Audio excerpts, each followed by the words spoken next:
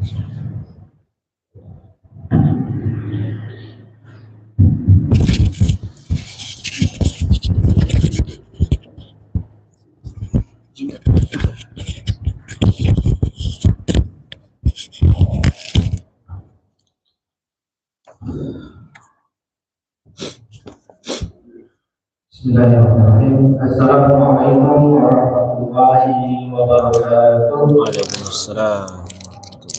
Alhamdulillah dari atas kebaikan qulubina wa aslahna bi ni'mati ikhwana. Asyhadu an la ilaha illallah wa asyhadu anna Muhammadan abduhu wa rasuluh. Amma ba'd. Puji dan syukur kehadirat Allah Subhanahu wa taala yang alhamdulillah para jemaah sama-sama kita bisa menunaikan sebuah kewajiban kita sholat subuh berjamaah di masjid yang kita cintai ini, sebuah nikmat iman, sebuah iman Islam serta sehat walafiat. Kita masih bisa melaksanakan sebuah ketaatan di waktu-waktu ba'da istirahat kita, insyaallah. Sahabat salam, semoga tujuan kepada sunnah kita besar Muhammad Sallallahu Alaihi Wasallam, pada keluarga, sahabat, umatnya dalam akhir, insyaallah. Dan mudah-mudahan kita semua yang ada di sini dan yang benar kedua termasuk umat Rasulullah Sallallahu Alaihi Wasallam, insyaallah. Bapak-bapak, ibu-ibu, jemaah Allah, sebenarnya suara ini serang semuanya masalah kembali. Jadi alhamdulillah ini salah satu termasuk kita pilihan orang-orang pilihan yang Allah berikan ketika ini tidak pernah keluar suara di Allah bisa berubah kita, kemudian kita bisa terbiasa untuk sholat subuh berjamaah. Insyaallah ini sebuah karunia yang amat besar tanpa mengulangi perubahan kerusuhan nasional dalam Bapak-bapak Ibu jemaah Allah, insyaallah seperti yang selalu kami sampaikan di acara Tujuh Sabar kajian Ahad seperti biasa kita laksanakan. Hari ini pun akan kita laksanakan di di bulan Ramadan. Jadi insyaallah kegiatan kajian Ahad di bulan Ramadan masih tetap dijalankan, karena mungkin nanti ada juga kajian lain di bulan Ramadan. Apa nanti insyaallah kita sosialisasikan oleh kepanitiaan yang sudah terbentuk di wilayah sholat Ramadan. Baik, insyaallah pada kesempatan hari ini sholat Ramadan di pekan keempat yang sudah menjadi adalah saudara RI Moderator, yang sudah ada di tengah kita. Mari kita enakan dan sebelum kita mendengarkan dari kita sama-sama membuka kajian ini dengan membaca dan semoga Bismillahirrahmanirrahim. Karena waktu depan.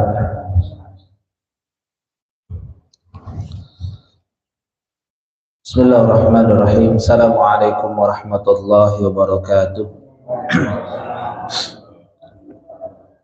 Alhamdulillahilladzi anzala sakinata fi qulubil mu'minin liyazdadu imanan ma'a imanihim. Asyhadu an la ilaha illallah wahdahu la syarika lah wa asyhadu anna Muhammadan abduhu wa rasuluhu la nabiyya ba'dah. Allahumma salli ala Muhammad wa ala ali Muhammad. Qala Allah ta'ala fil Qur'anil 'azim. A'udzu billahi minasy syaithanir rajim. Bismillahirrahmanirrahim. Walau aradallahu al-khuruj la'addu lahu 'addah. Al-ayah. Alhamdulillah, segala puji hanya milik Allah, Rabb yang memberikan kita limpah nikmat di pagi hari ini, nikmat iman, nikmat Islam, dan mudah-mudahan nikmat dijauhi dari penyakit nifak.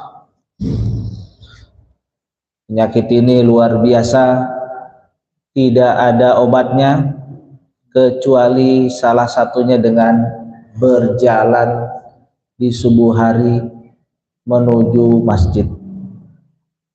Salawat dan salam mari kita limpahkan kepada putuasana kita yaitu Nabi Muhammad sallallahu alaihi wasallam, ada keluarga, sahabat serta umatnya, yang mudah-mudahan kita termasuk umat beliau yang mendapatkan syafaatul uzma di hari akhir nanti.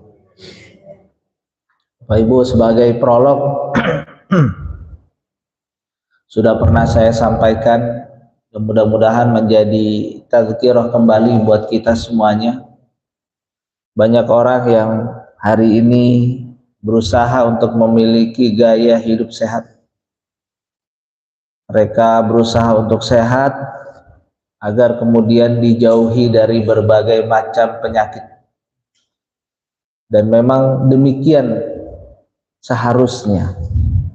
Di dalam Al-Quran, salah satu fondasi agar kita bisa hidup sehat adalah kulu halalan thayyiban, agar kita mau makan yang halal dan thayyib saja. Ya. Tapi kadang kita lupa bahwa berapa banyak orang yang sehat secara fisik, tapi secara psikis dia tidak sehat. Orang yang psikisnya tidak sehat biasanya terjangkit banyak penyakit. Salah satunya penyakit nifaq atau penyakit munafik. Yang kata Rasulullah, penyakit munafik itu cirinya ya, kalau berjanji dia ingkar, ya. Kalau kemudian dia berkata banyak dustanya, diberi amanah dia khianat. Satu lagi kata Rasulullah, kalau sudah tahu kebenaran dia enggan untuk melaksanakannya. Itu ayatul munafik, ciri-ciri dari kemunafikan. Dan dikatakan oleh Ibnu Qayyim bahwa itu bukan penyakit fisik tapi penyakit psikis. Dan salah satu cara untuk menghilangkannya adalah dengan berjalan ke masjid di saat waktu isya dan berjalan ke masjid di saat waktu subuh. Jadi udara subuh ini Pak, dikatakan oleh para ulama itu udara yang sehat sekali, karena tidak ada orang munafik yang menghirup udara atau meniupkan udara di saat subuh hari. Tadi kata Pak DKM, ya, dikatakan bahwa yang bangun di saat subuh melaksanakan salat subuh berjamaah itu hanya orang-orang pilihan, dan memang demikian. Ya, dan memang demikian. Maka Bapak Ibu yang dimuliakan oleh Allah, berusahalah kita untuk istiqomah melaksanakan sholat subuh berjamaah. Karena orang-orang munafik nanti di dalam Al-Quran dikatakan innal munafiq fi darkil asfali minan nar. Orang-orang munafik itu nanti ada di bawah keraknya api neraka.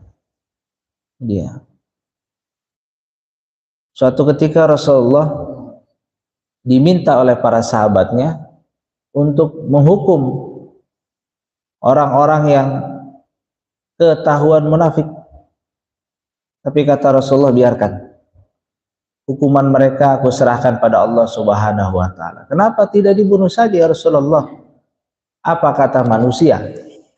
Kalau nanti aku sudah meninggal dunia, mereka berkata ada nabi yang membunuh kaumnya. Nah, di Mekah itu tidak ada orang munafik, Pak. Yang ada iman kafir saja. Tapi di Madinah mulai orang itu bermuka dua. Dia mulai orang-orang itu pandai bersilat lidah. Bapak Ibu yang dimuliakan oleh Allah, ini yang harus senantiasa kita syukuri, yang harus senantiasa kita perjuangkan. Bukan hanya sehat secara fisik, tapi juga sehat secara psikis kita. Bapak Ibu yang dimuliakan oleh Allah, pembahasan kita di pagi hari ini tentang persiapan kita menghadapi bulan Ramadan. Para ulama mengatakan bulan Ramadan itu seperti Nabi Yusuf alaihissalam bersama saudara-saudaranya. Nabi Yusuf itu punya saudara 11 dan Nabi Yusuf sendiri ditambah Nabi Yusuf sendiri menjadi 12. Ayahnya Nabi Yusuf, Nabi Yakub itu sangat cinta kepada Nabi Yusuf. Ya, maka yang selalu dinanti, yang disebut segala macam adalah Nabi Yusuf. Nabi Yusuf dikatakan Nabi yang sempurna parasnya. Ya, maka seperti itulah bulan Ramadan. Di antara 12 bulan yang kita nanti, bulan Ramadan ini. Ada satu kisah bahwa ada seseorang yang bersahabat dengan kawannya yang ahli maksiat, sehingga orang yang tadi pun ikut-ikutan bermaksiat juga. Suatu ketika kawannya ini masuk ke dalam, kawannya yang ikut-ikutan ini akhirnya masuk, meninggal dan masuk ke dalam neraka. Iya. Ini temannya yang ngajakin maksiat, Pak, itu belum meninggal. Tahun berikutnya dia meninggal dunia. Dia meninggal dunia. Tapi nasibnya berbeda. Nasibnya berbeda. Maka kawannya yang dulu diajak bermaksiat berkata dan komplain pada Allah, ya Allah, ini kok dia yang ngajakin saya maksiat, tapi kok nasibnya berbeda, saya di neraka, dia kemudian di surga. Maka Allah katakan bahwa dia masih memenuhi bulan Ramadan, sedangkan engkau tidak memenuhi bulan Ramadan tahun lalu. Masya Allah, di bulan Ramadan ini Syahrul Mubarak, bulan yang diberkahi. Syahrut Taubah, bulan di mana orang-orang diterima taubatnya. Syahrul Maghfirah, bulan di mana ampunan Allah itu seperti hujan yang tidak tuntas-tuntas. Maka kehadiran kita di bulan Ramadan itu harusnya selalu kita harapkan. Para salafus saleh mereka berdoa dan mereka berkata, kanu yad'ullah, aku itu atau kami itu berdoa kepada Allah. Sittata ashhur, 6 bulan lamanya. Sebelum Ramadan itu 6 bulan lamanya para salafus saleh itu berdoa pada Allah Subhanahu wa taala an yuballighuhum Ramadan, agar mereka disampaikan ke dalam bulan Ramadan. Salafus saleh orangnya soleh-soleh. Dia. Mereka para sahabat Nabi, mereka para tabi'in, mereka para tabi'ut tabi'in. Mereka 6 bulan berdoa pada Allah Subhanahu wa taala agar dipertemukan di dalam bulan Ramadan. Begitu sungguh-sungguh dan seriusnya mereka mempersiapkan dirinya jauh-jauh hari. Nah, kalau kita nih, Pak, jauh kan? Iya. Alhamdulillah ada nisfu Sa'ban. Itu garis start kita. Untuk apa? Untuk bersiap-siap bahwa besok itu atau sebentar lagi masuk ke dalam bulan Ramadan. Dia, baik yang melaksanakan atau tidak,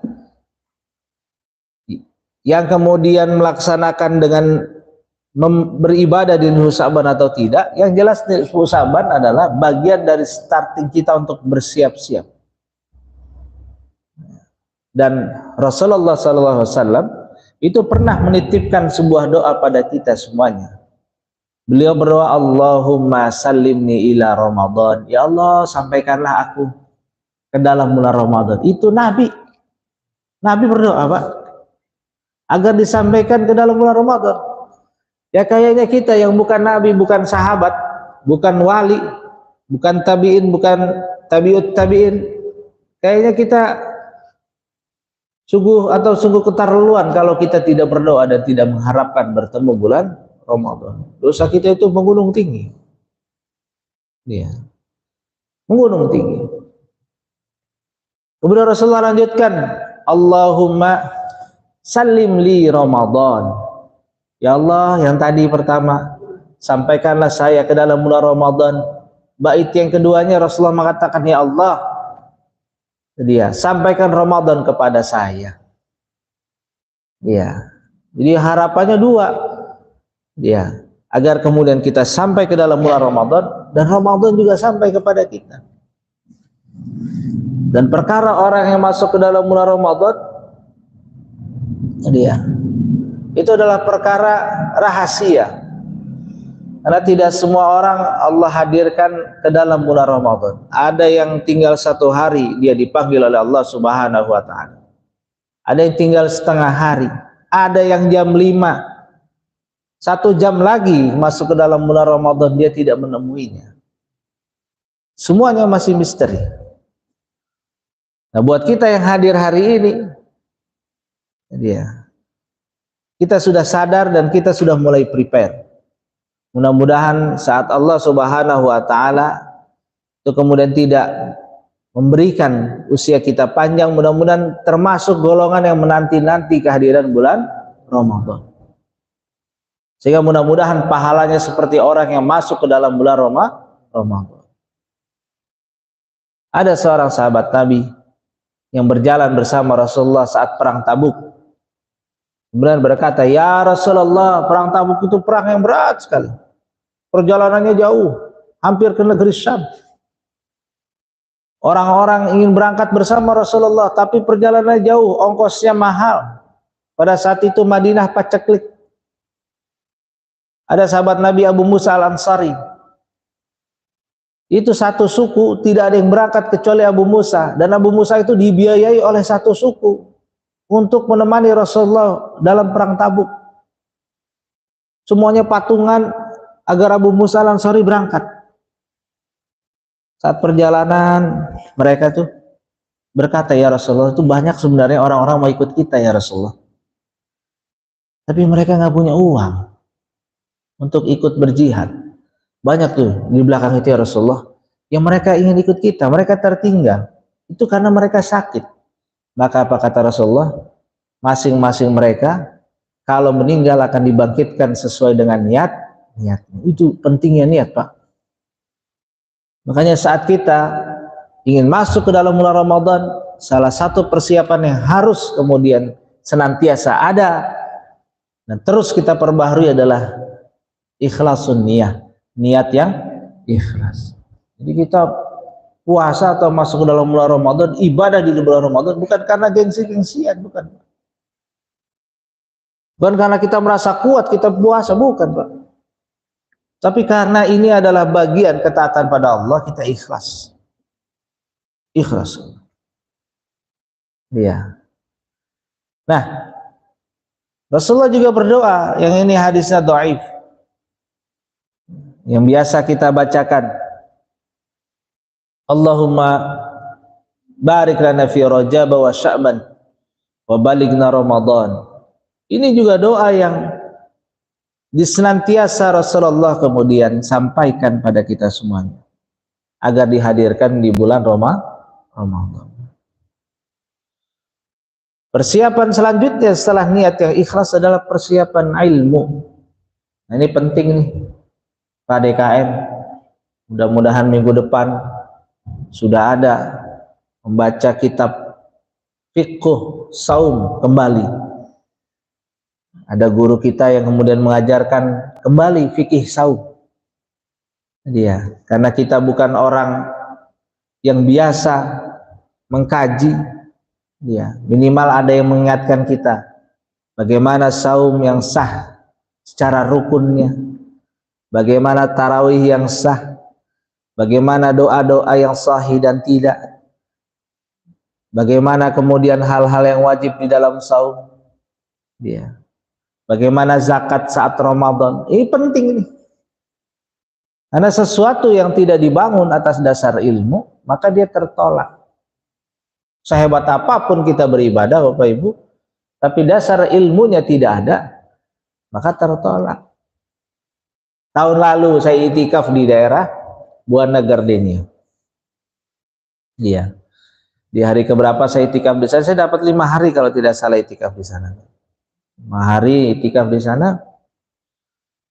Itu ada salah satu jamaah yang biasa bermajelisin. Saya bilang, "Pak, kemana aja gitu?" baru kelihatan nih itikaf nih. Oh iya, Ustadz, saya itu itikafnya di musola katanya. Saya bilang, itu ndak ada itu. Ndak ada itu keterangannya kalau itikaf itu di musola, kecuali dalam kondisi darurat seperti waktu kita COVID.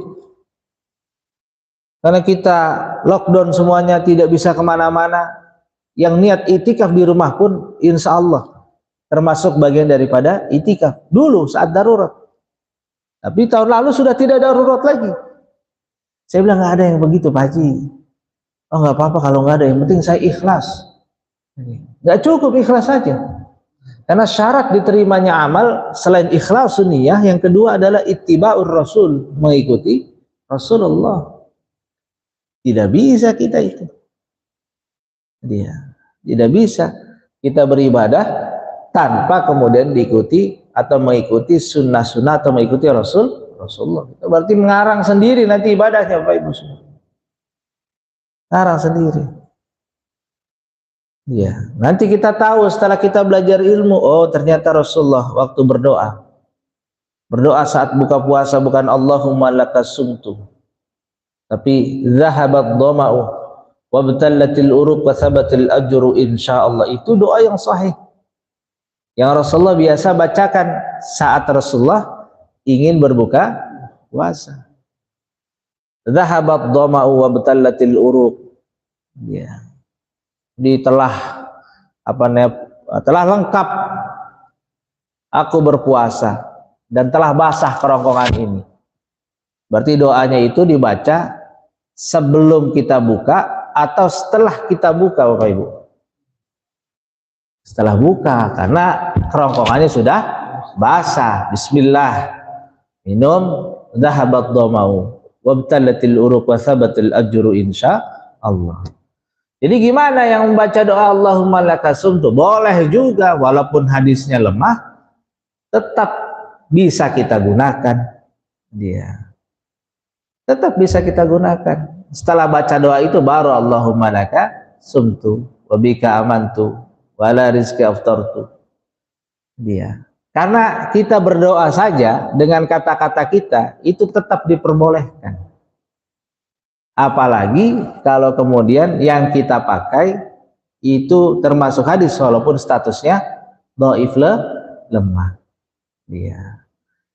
Tidak jadi masalah. Jadi dengan ilmu kita Pak, penting. Penting sekali. Nah, Bapak Ibu yang dimuliakan oleh Allah, termasuk bagian dari ilmu adalah kita memahami bagaimana sepak terjang Rasulullah saat di bulan Ramadan yang bisa menjadi inspirasi kita saat masuk ke dalam bulan Ramadan. Bapak Ibu, Rasulullah usia 38 tahun. Gelisah lihat umat ini. Di sebelah sana ibu-ibu banyak menguburkan anak-anaknya sendiri. Malu kalau punya anak perempuan. Di sebelah sana banyak kemudian orang-orang yang menyembah berhala. Di sebelah sananya bertransaksi riba luar biasa. Ada orang yang berhaji tapi telanjang. Itu saat Rasulullah belum diangkat menjadi nabi, dan setelah Rasulullah diangkat menjadi nabi pun orang-orang saat berhaji menggunakan cara hajinya Amr bin Lu'ay. Kalau mereka datang di luar dari Mekah, mereka harus melepaskan semua pakaiannya. Mereka tawaf telanjang Pak. Tawaf telanjang mereka. Setelah selesai tawaf, mereka hanya boleh membeli pakaian yang disediakan oleh orang-orang Quraisy. Karena dianggap pakaian orang Quraisy, pakaian Ahlul Makkah itu yang paling sah untuk dipakai. Bayangkan Pak, kalau kita hari ini Pak, itu masih dalam kejahilian seperti itu, tidak dihapuskan oleh Rasulullah. Nauzubillah min dzalik. Jadi apa kita Pak? Jadi apa? Maka Rasulullah hapuskan semuanya itu. Rasulullah hapuskan semuanya itu. Nah, Bapak Ibu yang dimuliakan oleh Allah Subhanahu wa taala, Rasulullah gelisah melihat hal tersebut. Maka Rasulullah meminta izin pada Ibunda Khadijah radhiyallahu anha. Rasulullah mencari waktu untuk bertahanus, memikirkan gimana nih caranya agar meluruskan umat ini. Salah satu kelebihan manusia dibandingkan makhluk-makhluk Allah yang lain adalah manusia bisa berpikir. Kalau malaikat nggak bisa berpikir, Bapak Ibu. Dia itu setelannya seperti layaknya robot, sudah ada setelannya sendiri. Malaikat itu tidak diajarkan oleh Allah Subhanahu wa taala ini botolnya, tidak diajarkan. Tapi Nabi Adam itu diajarkan seluruh benda yang ada di dunia ini. Dikatakan oleh para ulama, seluruh benda yang ada di dunia ini, bahkan yang tidak ditemukan oleh Nabi Adam saat beliau hidup, itu sudah diajarkan nama-namanya kepada Nabi Adam. Nabi Adam tidak pernah pakai handphone, Pak. Tapi boleh jadi Nabi Adam sudah dikenalkan nama-namanya itu. Ya. Sudah dikenalkan. Ini yang membedakan antara manusia dengan malaikat. Apalagi manusia dengan hewan. Makanya manusia diberikan beban menjadi khalifatul fil ard, menjadi pemakmur. Jadi kalau malaikat, Bapak Ibu, dikasih ayam 10, itu 2 tahun lagi ayamnya masih 10. Telaten. Tapi manusia, dia khalifatul fil ard, dia yang memakmurkan dunia. Dia dikasih 10, 2 tahun lagi itu bisa jadi 100, Pak. Karena manusia diberikan akal pikiran. Tapi sayangnya tidak mau dipakai. Nah, mau dipakai itu. Jadi begini saja umat Islam sampai sekarang. Dia Rasulullah pakai itu. Berpikir, setiap ingin berangkat bertahanus ke Gua Hira, Rasulullah tawaf dulu 7 kali. Setelah itu tawaf, setelah itu bertahanus berhari-hari di Gua Hira, mencari gimana solusinya. Pulang kemudian sebelum masuk ke dalam rumah, tawaf dulu 7 kali, baru kemudian masuk ke dalam rumah. Itu dilakukan selama 2 tahun, memikirkan bagaimana solusinya, sampai kemudian tiba waktunya saat Rasulullah sedang bertahanus, berdiam diri di Gua Hira. Ada seseorang yang datang kemudian memeluk Rasulullah dari belakang, mengatakan Iqra, Iqra, dipeluk keras. Rasulullah kemudian mengatakan, ma'ana biqari, saya tidak bisa baca. Jadi Nabi kita, Bapak Ibu semuanya, itu Nabi yang ummi. Apa itu ummi? Tidak bisa baca tulis. Ummi berasal dari kata ummu. Ummu artinya ibu. Maksud Nabi yang ummi adalah Nabi yang kemudian posisinya seperti orang yang baru lahir dari rahim ibunya, tidak tahu apapun, tidak bisa baca tulis. Orang-orang orientalis mengatakan Nabi Muhammad itu dia bisa kemudian mengarang Al-Quran, itu dikarenakan mengumpulkan cerita-cerita dari orang-orang Yahudi yang ada di Persia, mengumpulkan cerita-cerita dari orang Romawi yang ada di Persia, yang ada di negeri Syam. Dia gabungkan, kemudian muncul Al-Quran. Tapi Allah kemudian jelaskan, walladzi ba'atsa fil ummiyin, dialah Allah yang kemudian mengutus seorang nabi yang ummi. Allah sendiri yang kemudian balas. Dia Allah sendiri yang balas. Jadi benar-benar Rasulullah itu generik pikirannya, tidak terpengaruh oleh pikiran budaya orang Romawi maupun Persia. Kalau kita kan beda, Pak. Dia ada orang yang beriman setelah dicampur dulu dengan yang lainnya. Contoh, dia karena dia orangnya sangat logik, terpengaruh oleh pikiran-pikiran yang ilmiah. Wah, saya tidak akan mau sholat itu sebelum ilmiah. Dia, oh setelah dia pahami ternyata sholat itu gerakannya begini. Orang yang sholatnya rapi segala macam, maka insya Allah tuh penyakit-penyakit sendi akan kemudian hilang. Nah, kalau begitu sholat bermanfaat, saya sholat saja deh. Dia sholat tanpa wudhu, Pak, karena dia bilang wudhu itu nggak ilmiah.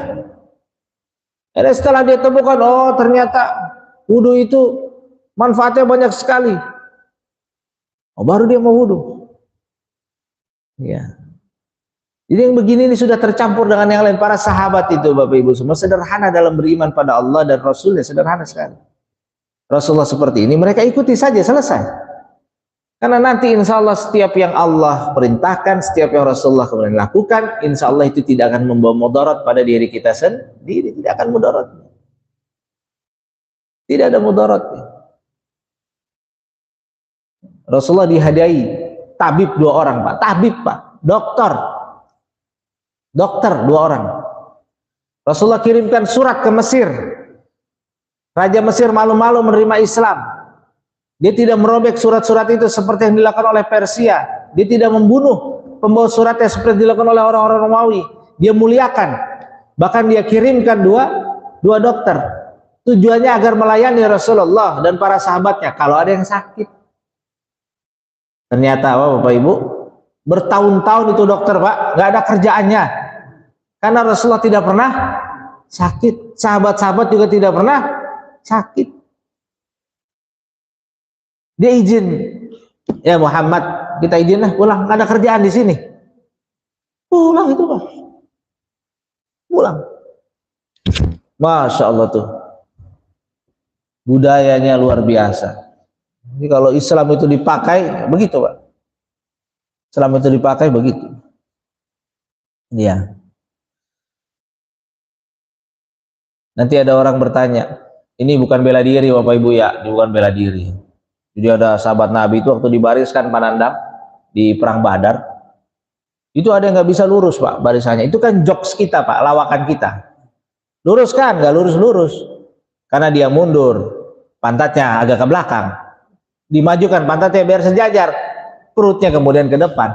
Karena ada sahabat Nabi juga yang gemuk Pak. Dia, ada yang gemuk juga. Dia. Ada yang gemuk juga sahabat Nabi. Sahabat Nabi kemudian nggak sama seperti kita bayangkan bahwa mereka kurus, sebenarnya nggak seperti itu. Pak. Ada juga yang gemuk, ada yang tinggi, ada yang putih, ada yang hitam, ada yang mancung, ada yang pesek, ada juga macam-macam. Namanya manusia. Dia. Tapi mereka insya Allah jauh dari penyakit nifak. Makanannya halal dan thayyib. Mereka makan tidak berlebihan kecuali kebutuhan.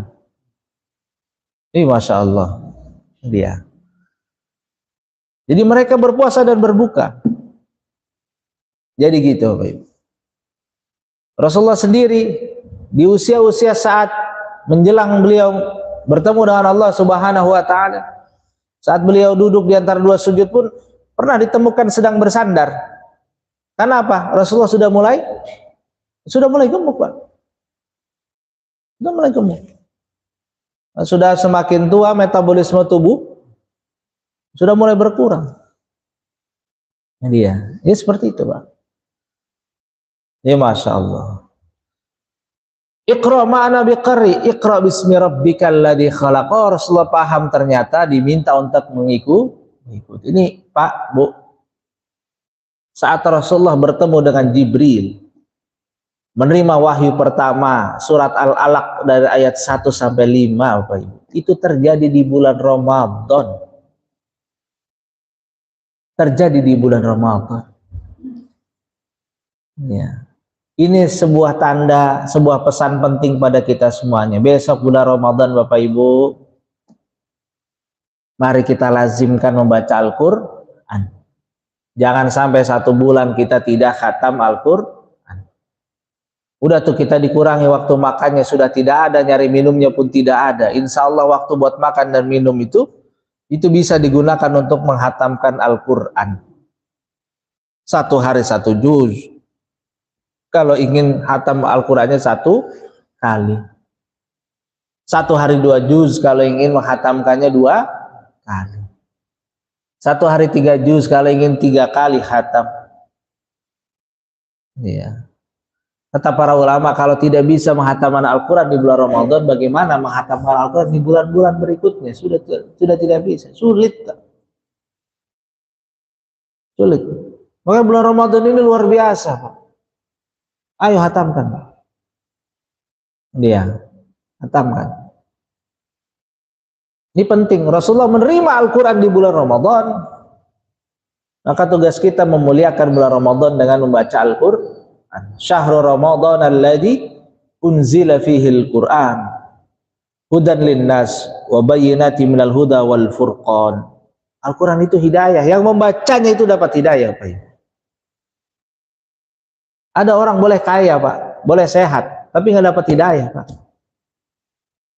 Dia iri kita sama orang yang nggak kaya, biasa-biasa saja, tapi dia baca Al-Quran, itu orang dapat hidayah, Pak.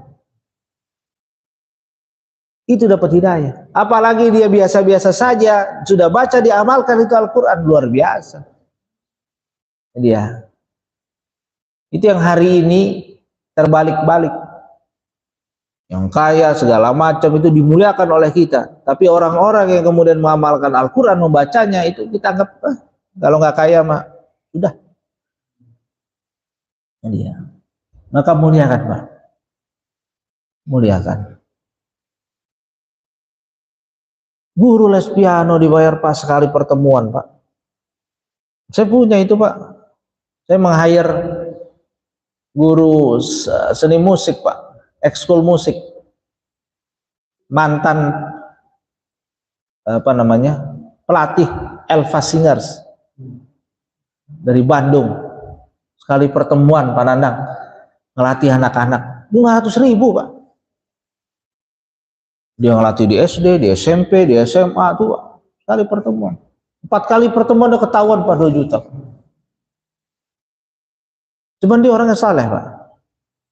Saya cuman bayangkan, Pak, itu guru musik, Pak, bayarnya luar biasa tingginya tuh. Tapi kalau bayar guru Quran, Pak, nanti dulu, nanti harus ikhlas. Nah, ibu-ibu punya ustazah yang membimbing baca Quran, ustazahnya sampai Qurannya robek-robek, apa itu ikhlas, mengajarkan Al-Quran ikhlas, sampai ngelihat mukenahnya kayak nggak ganti-ganti bertahun-tahun, nggak apa-apa, itu ikhlas. Emang guru ngaji harus begitu, katanya. Ya Allah, ya Rabbi, nggak ada dimuliakan sama sekali. Makanya image para guru ngaji itu akhirnya jadi jelek ke kita, Pak. Saat dia ada kelebihan harta sedikit, tuh dibilang, wah nih tidak tawadu. Ada ustadz yang rumahnya 80 miliar. Sebuah ustadz kayak begitu segala macam. Ya Allah, ya Rabbi, itu Nabi Sulaiman kayaknya kayak apa, Bapak Ibu? Kenapa Bapak Ibu nggak menggosipkan Nabi Sulaiman saja? Nah, dia itu kayaknya luar biasa. Umat Islam harus kaya biar tidak minta-minta. Dia biar bisa bantu umat yang lain. Kan senang kalau punya tetangga yang kaya, soleh, dan rajin bersedekah. Senang gitu.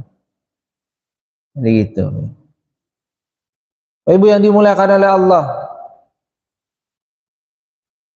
tahun 2 Hijriah tiba saatnya perintah untuk berperang.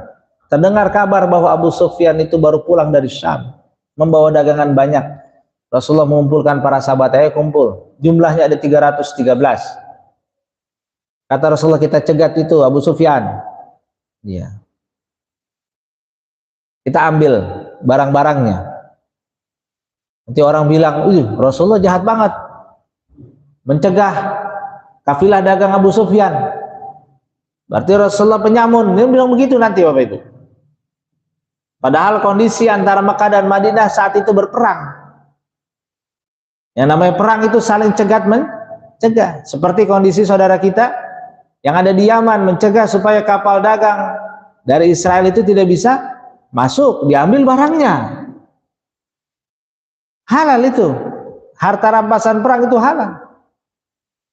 Dia sudah dicegah oleh Rasulullah. Ternyata Abu Sufyan itu berhasil melarikan diri.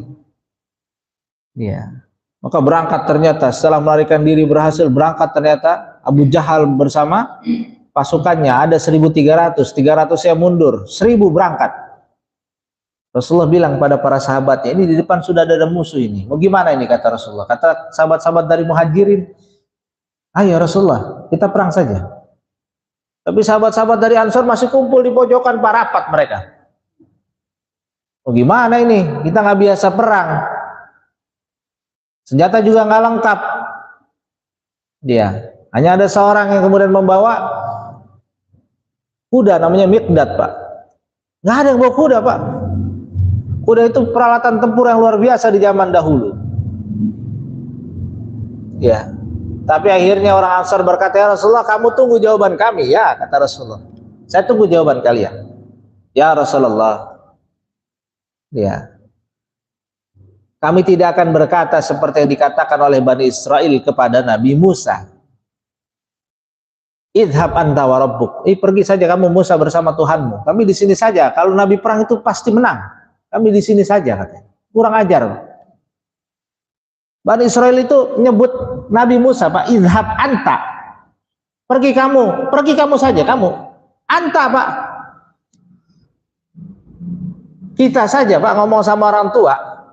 Bapak pergi saja, kamu pergi saja. Itu kurang sopan, Pak.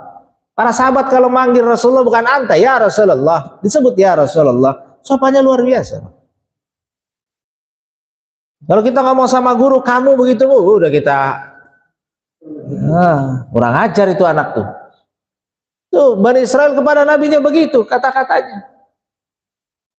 Idhab anta. Kami tidak akan seperti itu.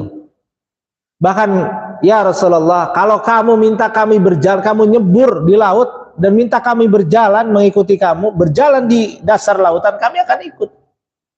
Itu Pak Badar nih, Pak. Badar itu dekat dengan laut. Makanya para sahabat ngomong begitu. Kalau zaman sekarang, para sahabat ngomong, ya Rasulullah tenang saja, kalau kamu minta saya nyebur di lautan, jalan di lautan, kami ikuti. Dan kalau itu dikatakan sekarang, itu kemungkinan hidupnya itu ada, karena pakai alat selam, Pak. Tapi zaman dulu enggak ada. Artinya mereka siap mati, Pak. Akhirnya mereka berjalan ke Badar, Pak. Kata Rasulullah, dia iftaru, buka puasa semuanya. Mereka tuh itiba pada Rasulullah itu luar biasa. Kalau disuruh buka puasa, Pak. Buka puasa semuanya. Gak mentang-mentang, tenang aja Rasul, saya mah biasa Senin Kemis, saya kuat. Enggak, kalau sahabat itu dibilang puasa, dibilang buka. Tadi ya. Nah, Badar itu Bapak Ibu itu terjadi di bulan Ramadan. Jadi kalau ada di antara kita yang merasa lemah nanti di bulan Ramadan karena kita bekerja mencari nafkah buat keluarga, kemudian tidak berpuasa, itu kita malu karena kita sedang tidak berperang.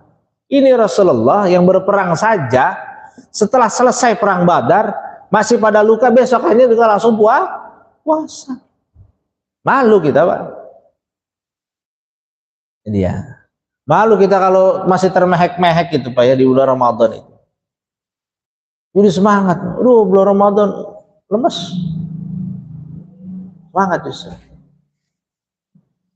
Maka jadikan bulan Ramadan sebagai bulan pengorbanan, bulan jihad.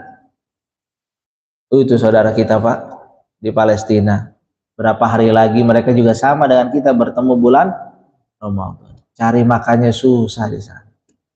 Bapak Ibu titipkan doa buat saudara-saudara kita di sana.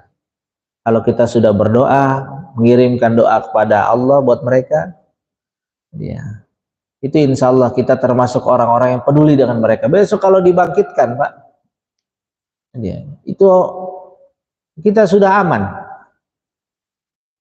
Kita sudah aman. Apalagi kalau Bapak Ibu kemudian menyisihkan 1.000, 2.000, 3.000.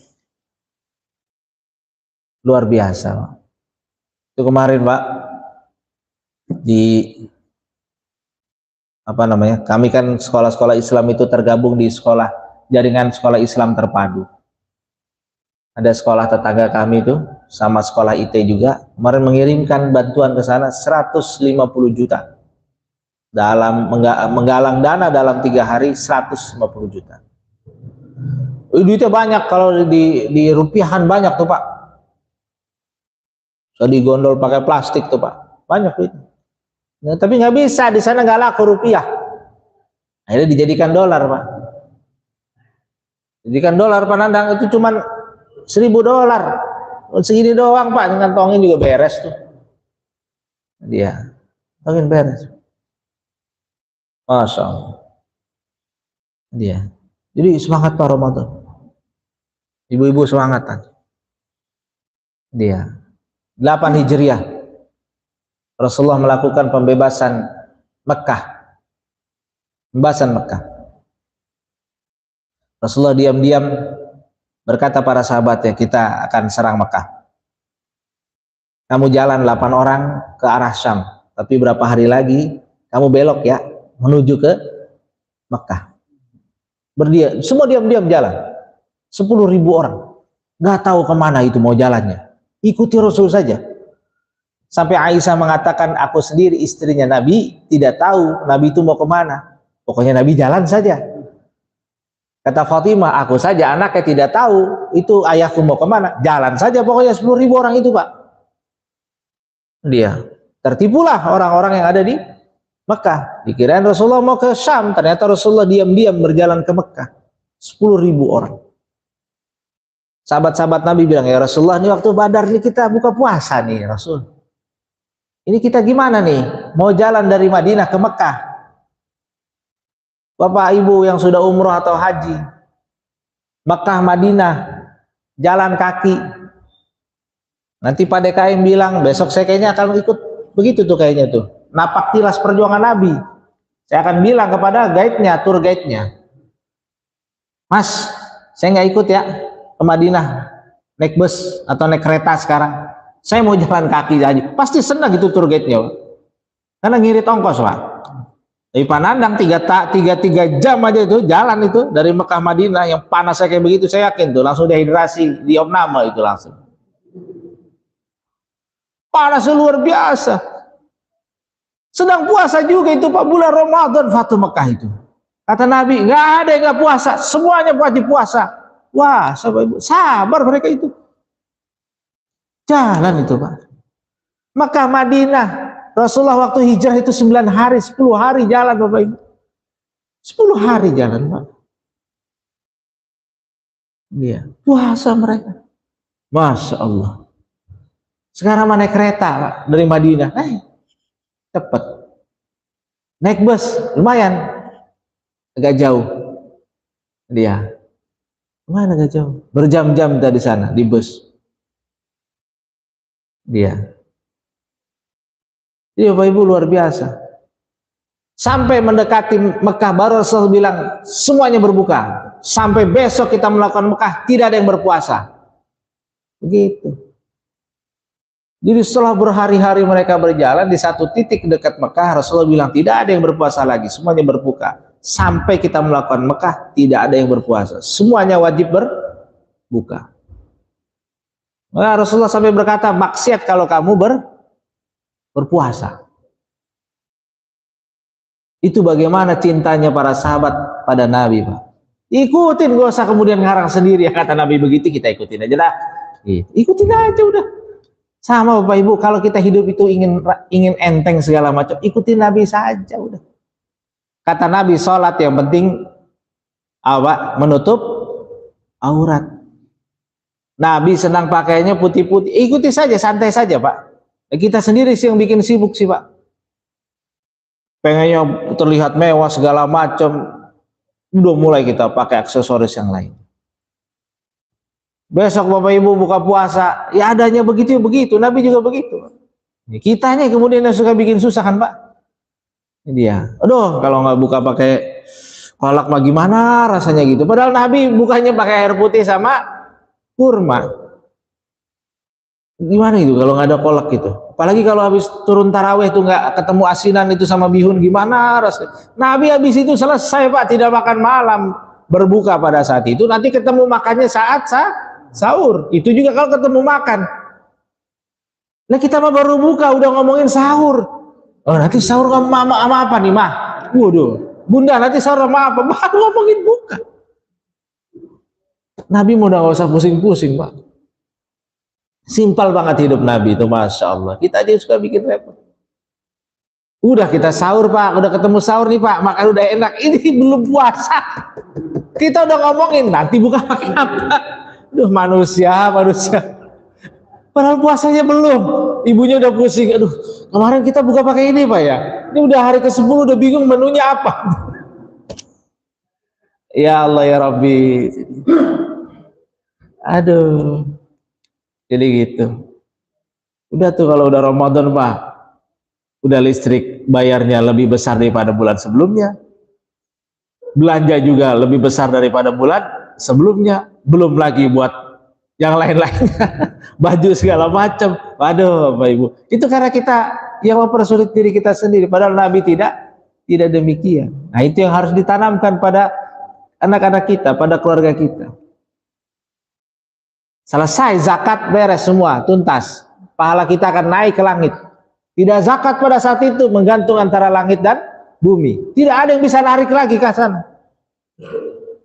Pak, ya Allah Pak, saya ngisi Bu, di Serpong. Saya ngisi di Hayu klinik skincare Bapak Ibu. Jadi kalau saya ngisi di sana itu Pak, itu saya paling ganteng sendiri. Semuanya itu, perempuan, ibu-ibu semuanya, mbak-mbak semuanya itu cantik-cantik, mereka terawat.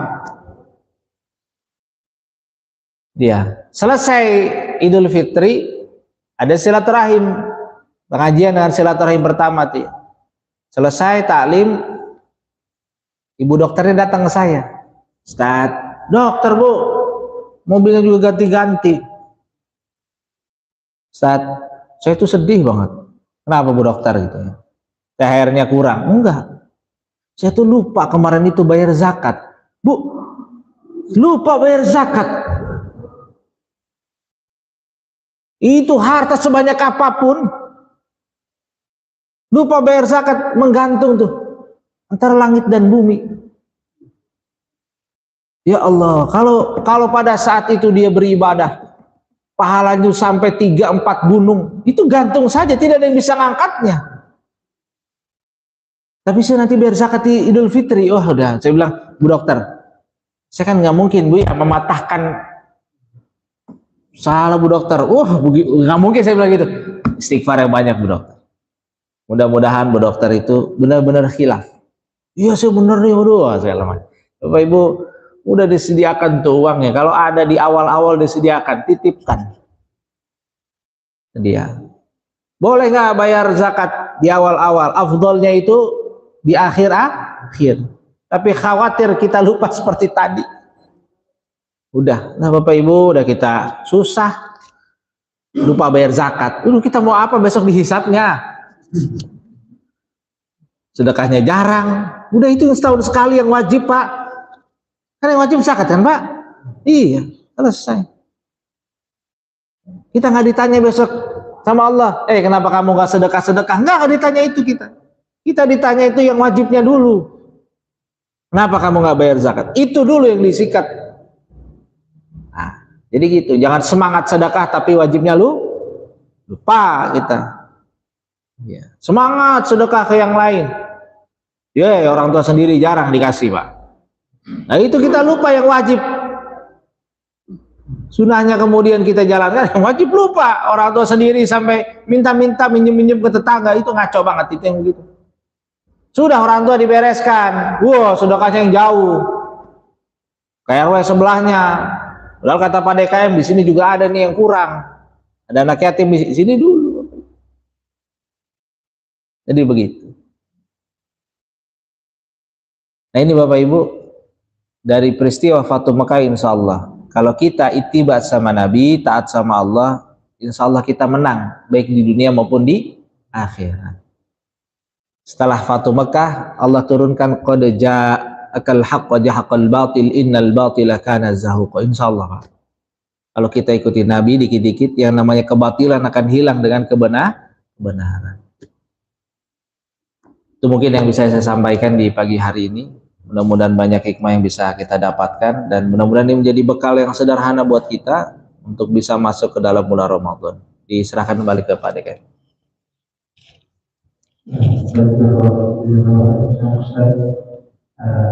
Dengan kita insyaAllah mudah-mudahan bisa kita cermat berkaitan dengan apa materi yang kami sampaikan, dan tentunya bisa kita amalkan motivasi yang tadi sampaikan, bisa membangkitkan semangat atau jiwa kita di mempersiapkan diri kita ke bulan Ramadan insyaallah.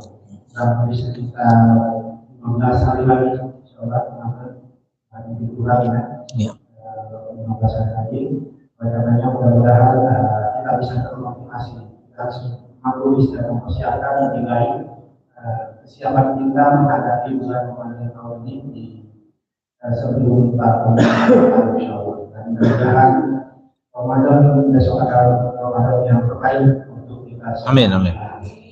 Baik, kalau Bapak Ibu Jemaah, sebelumnya saya mohon maaf karena lupa mempersiapkan video konsumsi kemarin tidak ada sedikit kronis tidak usul dan kemudian cara mempersiapkan.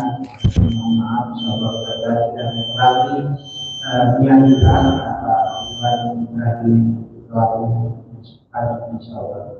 Semoga Allah beratkan timbangan kita dengan adanya kita di sini dan meluruskan dan niatkan luruskan yang tetap insyaallah menghadiri kajian. Mari kita tutup dengan Alhamdulillahirabbil alamin. Subhanakallahumma bihamdika asyhadu an la ilaha illa anta astaghfiruka wa atubu ilaik. Assalamualaikum warahmatullahi wabarakatuh. Waalaikumsalam warahmatullahi wabarakatuh.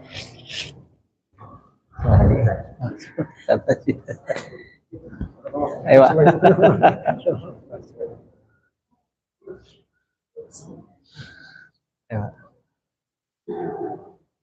Pak.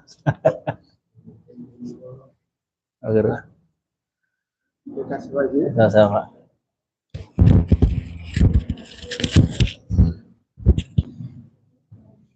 Bang.